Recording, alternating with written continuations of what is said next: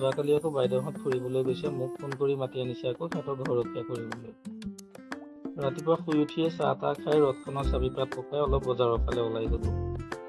মই বোলো আজি মাংস অলপো লৈ আহিম আৰু আপোনালোকৰ লগত মাংস বনোৱা ৰেচিপিটো শ্বেয়াৰ কৰোঁ। মই আকৌ ব্ৰইলাৰৰ জোল খাই একদম বেয়া পাওঁ, ড্ৰাই ফ্ৰাই খাইহে ভাল পাওঁ। দোকানখনত সোমায়ে মাংস অলপ লৈ চিধা ৰখাই নাই, ডাইৰেক্ট ঘৰলৈ বুলি ওলাই আহিছোঁ। মাংস অনাৰ পিছত আকৌ ৰক্ষাও নাই নহয়, সোনকালে বনাই মেলি খাবই লাগে। আহিয়ে মাংসখিনি ধুই লৈ পিঁয়াজ আদা নহৰু এইবোৰ কাটি মাংসখিনিৰ ওপৰত মছলা চছলা দি গোটেইখিনি একেলগে সানি ল'লোঁ। যিহে গৰম পৰিছে, কিনো কষ্ট কৰি মাংস বনাব, সেইবাবে চিম্পুল তৰিকাতে বোলো আজি মাংসটো বনাওঁ। মাংসখিনি সানি লৈ অলপ টাইম থৈ দিয়াৰ পিছত গেছটো অন কৰি কেৰাহীটো বঢ়াই দিলোঁ। বঢ়োৱাৰ পিছত তেলখিনি গৰম হোৱাৰ লগে লগে তেলৰ ওপৰত অলপমান পিঁয়াজ, 2টা শুকান জলকীয়া, 2টা তেজপাত দি মাংসখিনি ইয়াৰ ওপৰতে বঢ়াই দিলোঁ। এতিয়া আৰু কথা নাই, মাংসখিনি লৰাই থাকিলেই হ'ল। এয়া মোৰ ব্ৰইলাৰ ড্ৰাই ফ্ৰাই ৰেডি।